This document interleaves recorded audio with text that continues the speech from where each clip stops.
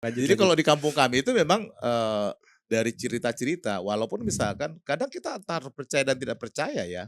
Misalkan, dia suruh-suruhan daripada seseorang itu untuk menghakimi atau orang yang misalkan dia mau mengambil hartanya. Mmm. Bahkan begu ganjang itu bisa dibuat untuk mencelakai seseorang dalam arti dia Oh.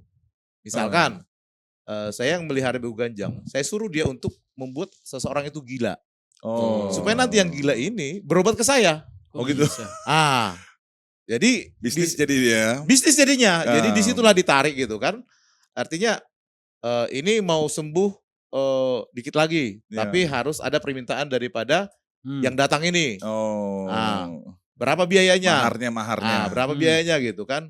Ya sekitar sekian juta gitu. Mmm. Nah, kebetulan dia sudah tahu gitu kemampuan finansial daripada orang yang di ini nggak ada, tapi tanahnya banyak. Oh, Oh. Ah. dimintalah tanahnya itu ya?